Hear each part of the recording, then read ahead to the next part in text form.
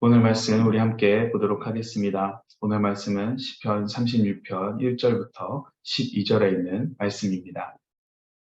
저와 함께 교독하시겠습니다. 악인의 죄악이 내 마음에서 말하기를 자기 눈앞에는 하나님을 경외하는 마음이 없다고 합니다. 자기 범죄가 드러나지 않을 것처럼 눈에 자기밖에 보이지 않는 듯 우쭐대고 있습니다. 그가 하는 말은 죄악과 속임수니 지혜롭거나 선하기는 다 틀렸습니다. 그는 잠자리에 누워서도 음모를 꾸미고 스스로 좋지 않은 길에 발을 내디디며 악한 것을 싫어하지 않습니다. 오 여호와여, 주의 인자하심이 하늘에 있고 주의 신실하심이 구름까지 닿습니다. 주의 은은 거대한 산과 같고 주의 판단은 크고 깊습니다. 오 여호와여, 주께서 사람과 동물을 모두 돌보십니다. 오 하나님이여, 주의 변함없는 사랑이 얼마나 소중한지요. 사람의 자손들이 다 주의 날개 그늘 아래 피합니다. 그들은 주의 집에 기름진 것으로 배부를 것입니다. 주께서는 그들에게 주의 기쁨의 강물을 마시게 하실 것입니다. 생명의 샘물이 주께 있으니 주의 빛으로 우리가 빛을 볼 것입니다. 오 주를 아는 사람들에게 주의 사랑을, 마음이 올곧은 사람들에게 주의 의를 베푸소서. 오만한 사람들의 발이 나를 쫓아오지 못하게 하시고 악인들의 손이 나를 제거하지 못하게 하소서. 12절 말씀 함께 읽겠습니다. 범죄자들이 넘어져 있습니다. 저들이 엎드려졌으니 다시 일어나지 못할 것입니다. 아멘. 오늘도 주님께서 주시는 지혜가 여러분에게 임하기를 소망합니다. 오늘 본문인 시편 36편은 시편 전체, 그리고 크게는 성경 전체의 기본적인 내용인 하나님에 대한 말씀과 그리고 의인과 악인에 대해서 알려주는 지혜시입니다. 지혜시 하면은 우리가 잘 알고 있는 시가 바로 시편 1편이죠. 시편 1편에서는 그 의인과 악인에 대한 그 상반된 내용을 담고 있다면 오늘 시편 36편은 악인에 대한 그 본질, 그 특징에 대해서 더 자세히 우리들에게 알려주고 있습니다. 우리 1절 말씀 함께 읽겠습니다. 악인의 죄악이 내 마음에서 말하기를 자기 눈앞에는 하나님을 경외하는 마음이 없다고 합니다. 다윗이 1절에서 이야기합니다. 악인의 죄악이 내 마음에 말한다. 이는 정말 그 악한 영이 다윗에게 와서 이야기했다라는 그런 말이 아닙니다. 하나님께서 다윗에게 깨달음을 주셔서 다윗에게 악인의 그 죄악에 대해서 알려주셨다라는 것이죠. 그렇게 하나님께서 알려주신 악인의 그 죄악, 그 허물을 다윗이 뭐라고 이야기합니까? 하나님을 경외하는 마음이 없다라고 합니다. 즉, 악인은 하나님을 두려워하지 않는다라는 것이죠. 세상에서는 도덕적으로 선한 자가 의인이고 그렇지 못한 자가 악인이라고 이야기를 합니다. 하지만 성경에서는 의인과 악인의 개념은 좀 다르죠. 의인과 악인의 개념은 하나님에 대한 마음의 자세로 결정이 납니다. 하나님과의 어떠한 관계를 맺고 있느냐에 따라서 의인이 되기도 하고 악인이 되기도 합니다. 그러면서 오늘 다윗은 하나님을 경외하지 않는 자, 하나님을 두려워하지 않는 자가 악인이다 라고 이야기합니다. 이 말은 조금 바꿔 말하면 무엇입니까? 하나님을 인정하지 않는 자가 악인이다라는 것이죠. 하나님을 나의 구주로, 나의 주인으로, 창조주로 인정하지 않는 사람은 하나님을 두려워하지 않습니다. 경외할 필요가 없기 때문이죠. 주인 되지 않는 자를 뭐하러 경외하고 두려워하겠습니까? 인정하지 않습니다. 그렇게 하나님을 인정하지 않게 되면 어떻게 될까요? 처음 죄를 범한 아담과 하와처럼 되는 것이죠. 하나님을 절대자로, 주권자로 인정하지 않고 나도 그와 같이 될 수 있다 라고 자신을 인정해버린 자처럼 되어버립니다. 그리고는 죄를 지으면서 살아가게 되는 것이죠. 이렇게 하나님을 경외하지 않는 자들, 그 악인들은 어떠한 모습들을 하고 있는가? 2절 말씀 함께 읽겠습니다. 자기 범죄가 드러나지 않을 것처럼 눈에 자기밖에 보이지 않는 듯 우쭐대고 있습니다. 다윗이 이야기합니다. 악인의 모습은 우쭐댑니다. 라고 이야기합니다. 하나님을 경외하지 않고 인정하지 않은 악인들, 그들은 하나님을 자기 중심의 삶에서 밀어내 버렸습니다. 그 안에 그리고 자신이 가득 차 있죠. 모든 것이 자기로부터 돌아간다라고 생각을 합니다. 그렇게 자기가 하나님이 되어 버렸습니다. 그런 자는 우쭐댑니다. 스스로를 높여서 교만한 자로 이 땅 가운데 살아갑니다. 그 우쭐대는 대표가 바로 사탄이죠. 사탄과 같이 모든 것이 자기 중심적으로 돌아간다라고 그 교만에 빠져 있는 자들은 자신이 죄를 지었음에도 아직까지 하나님께서 징계하지 않는 걸 보고 하나님의 때가 이르지 않아서 심판받지 않는 것을 보고 이렇게 이야기합니다. 보아라, 하나님은 없다. 이런 아주 어리석은 자가 큰 죄에 빠져 그들을 살아가죠. 그렇게 하나님의 존재 자체를 인정하지 않습니다. 하나님의 존재를 인정하지 않으니까 경외하지도 두려워하지도 그리고 자신에게는 하나님의 심판이 없다라고 생각을 하는 것이죠. 하지만 여러분, 하나님의 심판은 하나님의 때에 집행이 됩니다. 아직 때가 이르지 않아서 지연되는 것처럼 느낄 수도 있지만 반드시 행해지는 것이 바로 하나님의 심판입니다. 하나님의 때에 꼭 행해집니다. 그렇기 때문에 우리는 어떻습니까? 하나님을 경외하지 않는 자처럼 살아가면 안 되죠. 죄를 멀리하며 살아가야 됩니다. 하나님을 경외하면서 나의 주인 되신 분은 하나님입니다. 라는 것을 인정하면서 우리는 이 땅 가운데 살아갑니다. 악인의 또 다른 모습, 또 다른 특징은 지혜롭지 않다라는 거예요. 우리 3절 말씀 함께 읽도록 하겠습니다. 그가 하는 말은 죄악과 속임수니 지혜롭거나 선하기는 다 틀렸습니다. 하나님을 경외하지 않는 자는 그에게는 지혜가 없습니다. 물론 자기들 나름대로는 지혜롭고 똑똑하다고 우쭐대긴 하죠. 하지만 그들이 말하는 지혜는 악한 분야에서 뿐입니다. 그것도 그냥 그렇게 보이는 것 뿐이죠. 이 땅을 창조하시고 주관하시는 분은 누구십니까? 하나님이십니다. 그렇기 때문에 그분에서 하나님으로부터 온 것이어야지만 올바른 지혜라고 할 수 있죠. 그렇기 때문에 여호와를 경외하는 것이 지혜의 근본이요 거룩한 분을 아는 것이 슬기의 근본이라는 그 잠언 9장 10절의 그 말씀처럼 여러분 모든 지혜는 하나님으로부터 오는 것입니다. 그렇기 때문에 하나님을 떠난 자, 하나님과 멀어지는 자는 지혜와도 가까워질 수가 없어요. 하나님을 알고 경외하는 것으로부터 지혜는 시작이 됩니다. 그렇기 때문에 창조주시오, 주관자시오, 구원자이신 하나님을 경외할 때 진정한 지혜가 무엇인지 우리가 알 수 있게 됩니다. 하나님이 기뻐하시는 선한 삶을 우리가 그 지혜를 통해서 알고 살아갈 수가 있어요. 하지만 하나님을 알지 못하는 악인은 절대 그러한 선한 삶, 하나님이 기뻐하신 삶을 살 수가 없습니다. 왜? 선한 삶과 선한 행동의 기준이 하나님이기 때문입니다. 하나님으로부터 오는 지혜가 그들에게는 없어요. 이미 멀어져 있습니다.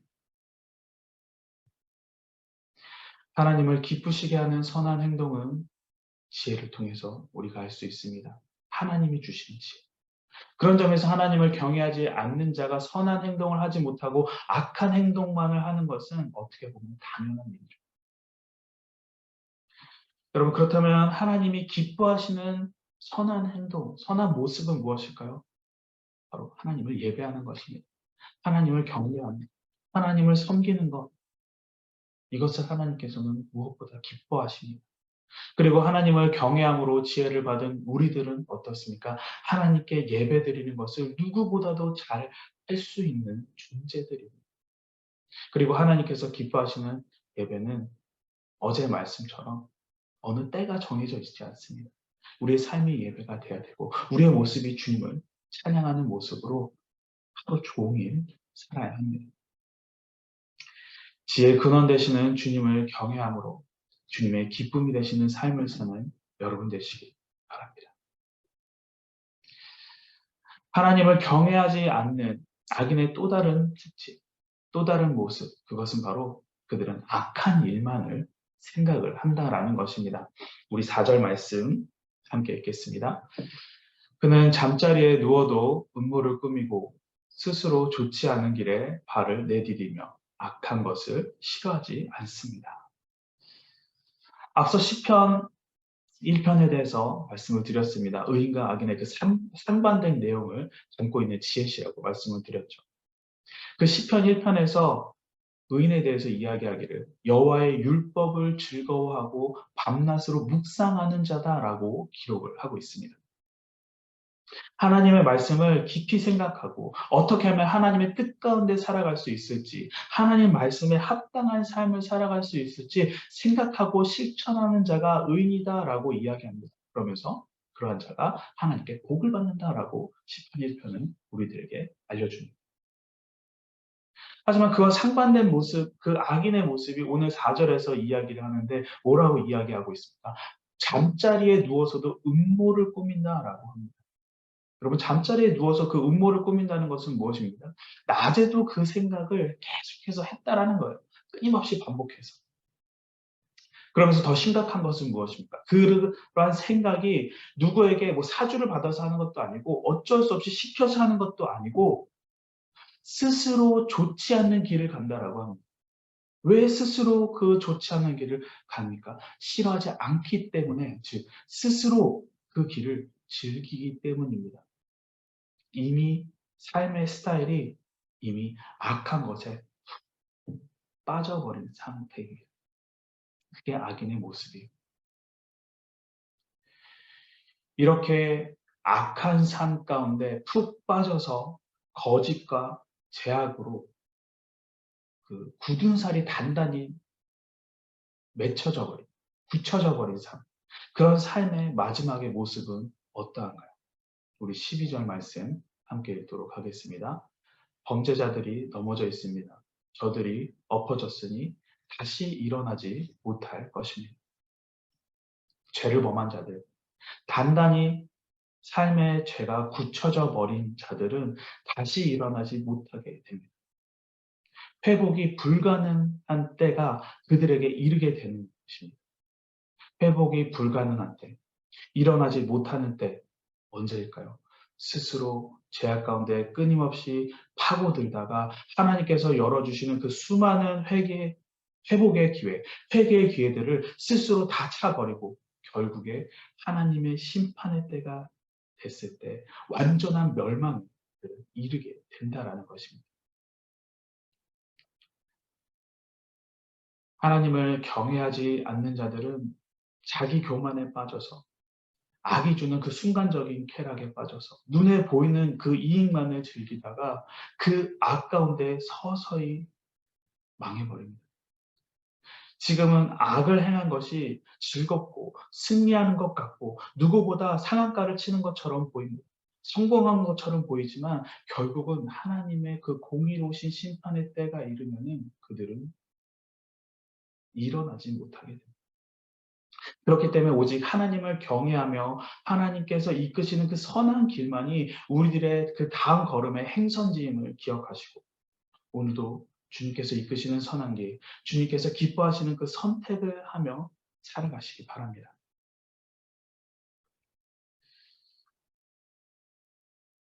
오늘 말씀 1절부터 4절 그리고 12절을 통해서 악인의 모습이 그들의 마지막의 모습이 어떠한지 보았습니다.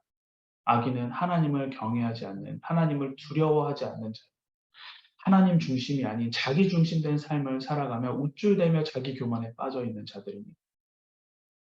자기 중심이기 때문에 지혜의 근원 되시는 하나님과 멀어져서 지혜롭지 않고 선하지도 않고 스스로 악의 길을 즐기는 자. 이런 자의 마지막은 어떻습니까? 마지막 때에 넘어져서 일어나지 못하는 모습입니다. 이런 악인들이 경외하지 않고 가까이 하지 않고 그래서 자기 중심에서 밀어내버린 하나님은 어떠한 분이실까요? 다윗이 하나님이 어떠한 분인지 어떤 성품을 갖고 계신지 우리들에게 오늘 말씀을 통해서 아주 정확하게 알려주고 있습니다. 우리 5절부터 7절 말씀 함께 읽도록 하겠습니다. 오 여호와여, 주의 인자하심이 하늘에 있고 주의 신실하심이 구름까지 닿습니다. 주의 의는 거대한 산과 같고 주의 판단은 크고 깊습니다. 오 여호와여, 주께서 사람과 동물을 모두 돌보십니다. 오 하나님이여, 주의 변함없는 사랑이 얼마나 소중한지요. 자신의 자손들이 다 주의 날개 그늘 아래 피합니다. 가장 먼저 다윗이 꺼낸 하나님에 대한 설명은 인자하심입니다. 하나님의 인자하심이 하늘에 닿을 정도로 어떻습니까? 끝이 없다. 영원하신 분이다. 그리고 신실하심이 구름에 닿을 정도로 끝이 없다라는 거예요. 약속에 대해서 성실히 행하시는 분이다. 이러한 하나님의 변함없는 그 영원하신 인자하심과 신실하심의 근원지가 되는 것은 무엇입니까? 자기 자녀들을 향한 변함없는 사랑. 하나님의 변함없는 사랑. 이 하나님의 변함없는 사랑의 또 다른 표현이 하나님의 인자하심이요 신실하심입니다. 그리고 그러한 변함없는 사랑으로 그의 자녀된 우리들을 하나님께서는 돌보시고 날개 아래 보호하시는 하나님. 이런 하나님을 다윗은 우리들에게 알려주고 있습니다. 다윗이 이야기한 인자하고 신실하시고 변함없는 사랑이 우리들을, 하나님의 그러한 사랑이 우리를 살리셨습니다. 우리들을 죄 가운데서 구원하셨어요. 새 사람이 되게 하셨고 지금도 여전히 우리들을 끊임없이 주의 자녀다운 모습으로 예수님을 닮아가는 길로 하나님께서 이끌고 계십니다. 그러면서 여전히 안타까워하시면서 문 밖에서 두드리시면서 우리들이 그 문을 열기를 하나님께서는 기다리고 계십니다. 이러한 하나님이 우리 곁에 계시지 않았다면 우리는 단 한순간도 이 땅 가운데 살아갈 수가 없습니다. 어떤 소망도 가질 수 없고 제 영역 가운데 눈이 멀어서 어느 곳이 바른 길인지 대략적인 방향도 잡지 못한 채 헤매이다가 마지막 때에 불려가게 되겠죠. 하지만 하나님은 주님의 인자하시고 신실하시고 그 변함없는 사랑으로 제 노예 생활을 하는 우리들을 아무 조건 없이 택하여 주셨어요. 크고 놀라우신 능력으로 우리를 구원해 주셨습니다. 자녀를 삼아 주셨습니다. 그 전 주님의 그리고 거룩한 자녀가 되어서 차근차근 성장할 수 있도록 우리들을 이끌어주고 계시고 그 과정 가운데 다시 죄의 길을 가는 우리들을 하나님께서는 놓지 않으시고 붙잡아서 다시 주님의 크신 사랑으로 품어주시는 분입니다. 징계는 하시지만 절대 우리를 버리시지는 않으시죠. 그렇게 하나님의 약속된 자녀된 우리들을 주님의 천국 백성이 되도록 지금도 계속해서 우리들을 이끌어주고 계시는 분이 바로 하나님 아버지이십니다. 사랑하는 성도 여러분, 지금도 우리를 바라보고 계시고 삶에 개입하셔서 주님의 선한 길로 인도하고 계시는 주님을 찬양하시기 바랍니다. 예배하시기 바랍니다. 제 가운데 죽을 수밖에 없었던 우리를 택하셔서 천국 백성 되게 하신 주님을 높이시기 바랍니다. 그래서 오늘도 우리의 주인 되시며 주관자 되시며 인도자 되시는 주님을 찬양하는데 열심을 다하는 여러분 되시길 주님의 이름으로 간절히 소망합니다. 지금 이 시간 우리 함께 기도하도록 하겠습니다. 지금 이 시간 우리 함께 기도할 때에 하나님을 나의 구주, 하나님을 나의 주인 되심을 인정하며 주님께서 내 삶의 중심 되게 하여 주시옵소서. 지혜의 근원 되시는 주님께 마음과 시선이 고정되게 하여 주시고 주님이 기뻐하시는 삶을 이 땅 가운데 살아가게 하여 주시옵소서. 주님의 변함없는 사랑으로 우리를 돌보시는 주님을 언제나 찬양하는 자 되게 하여 주시고 주님의 보호하심과 인도하심에 항상 감사하는 자 되게 해달라고 지금 이 시간 우리 함께 기도하도록 하겠습니다.